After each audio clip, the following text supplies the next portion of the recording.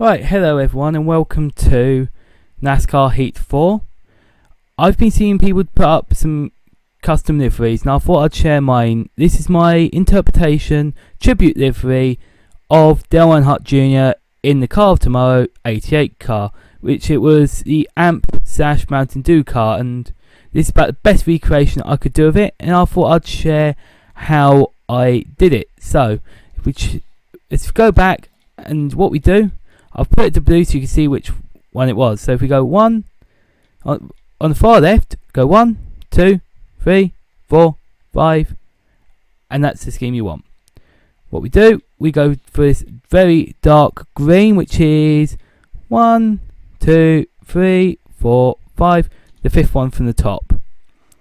Okay, obviously you want 88. You could go for 88A, which is slightly on the slant.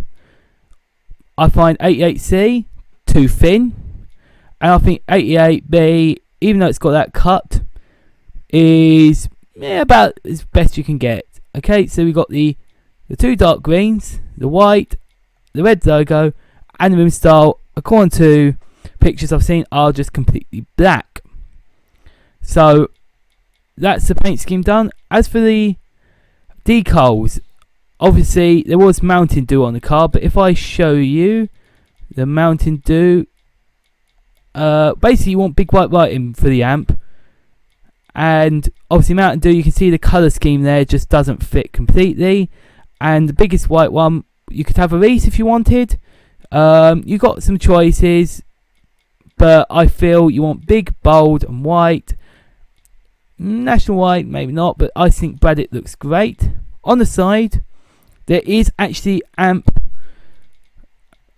sponsorship here, and Mountain Dew looks about the best, but once again it's that ugly green square, and I couldn't find anything that really suited it that well. Maybe the Hunt Brothers Pizza actually doesn't look too bad. Obviously it's a green logo, the AMP logo.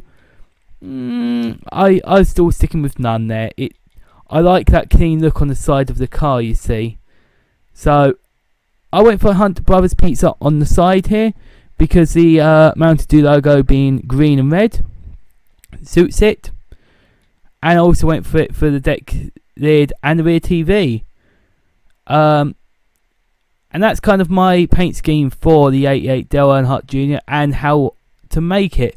Obviously you want the Cup Series Chevrolet Camaro, because it was a Chevrolet Impala he used.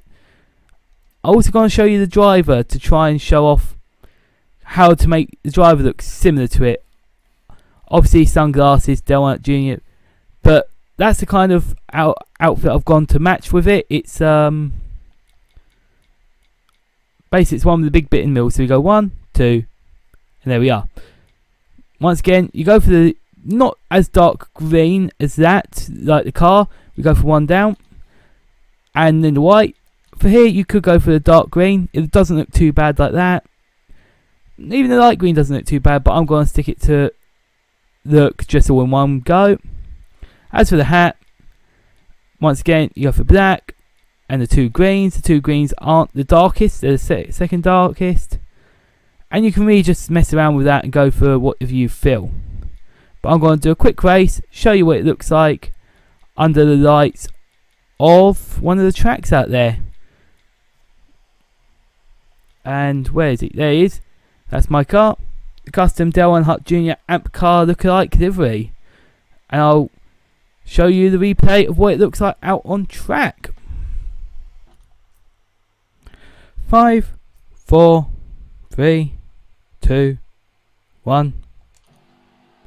So here we go, we're going for the replay now, and just check the camera. There you go, you can see my car there. I believe that's the one. I don't really want it on board, I want to show you off the car what it looks like on the outside. But you want to see what my car looks like. There we go, there's us around the outside of the 52 car. And there we are, there's the camera view. You can see how it looks in the night light of Charlotte Motor Speedway. And as you can see, we're cutting through the grid. This is me pretending I am Dale Earnhardt Jr., but I bet he's a million times better than I am. But you can see how it compares to the other cars, whether you, and this is where you can decide, I like what Daisy's done, but I feel this colour's work better. Give me your opinions. See what you like about it all and what you'd change. But as you can see, P31, it's just going to be an 8-lap race, and we're going to see how high we can get. Fact is, not super high, but it's all good fun. And you can see how the Brandt logo looks on the bonnet. It looks about as near as you can get, and it really flatters the car nicely, in my opinion. Obviously, now you're looking at other cars, and you can't really see the car. But there we go. But I think it looks about the best you can get with the limitations of the custom livery, of course. So I feel this ain't a bad recreation at all. So as we overtake Hemerick, and we go down the inside of Castle, and we also see William Byron up in front. And I give Castle a nudge, and I shouldn't have done that. That's quite scary. Also on the side of the car, obviously, you've got the Hunt Brothers logo, and it doesn't look out of place at all. It kind of suits the car.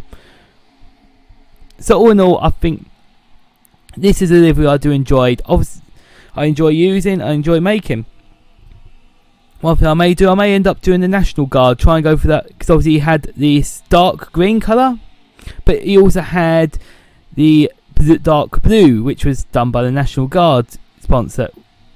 As now you can't see my car again, but you can see me fighting extremely hard just to get into the top 20. As there's William Byron, and we are about to look down to the inside of Daniel Hemerick into turn number 1. So we are side by side with that number 8 car. Maybe that's something I need to do next time, is the Budweiser logo, Budweiser paint scheme on one of these cars. But we overtake Hemerick, and we're down to turn 3, and we're in P22. I slide really wide and go into that corner too deep. Beautiful looking car. Great car, but doesn't look so good in the wall, does it? So here we go, we're on lap number 6 now. Only 3 laps to go. I'll go down to the inside at Hemerick again into turn number 1. Try and get as close to that light blue line as possible. You go underneath it, I seem to do a 180 and spin the car around, so just got to be careful with that.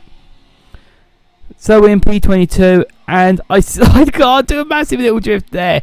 And into turn number 4, I'm holding Hemerick back at the moment, and we're looking to try and get into that top 20 of the 3 cars in front of Ricky Stenhouse Jr., Austin Dillon, and I can't see that car, but it looks like Chris Buescher, that 34 car. Couldn't tell because of the special livery he's got on, but now we're in P20, and I want P19 just to ensure, stamp my authority and say that's me in the top 20. It's just nice to all fight up through the grid, and I slide the car up so near to that wall in turn number 4 again, and I hit Ricky Stenhouse. There's lots of rubbing, lots of bumping. Hit the number 8 now. We're now 21st. Whoop, that's exciting. And we go around the outside of that number 8 car, and he overtakes us, and we think better of it. This is the last lap of the race. I've lost so much in one lap, and we're going down to the inside of number 8 car. We overdrive into turn number 4, and we're hitting. Oh man, we're bumping, we're grinding, and Ricky Stenhouse wouldn't be happy with us with that, and we go across the line in 23rd position. But that wasn't the point of the race. It was obviously a show off the car, and hopefully you like the look of it and want to try and replicate this livery. Hope you enjoy. Remember to like and subscribe, and if you want more of these, remember to comment down below what paint scheme you'd like me to do next.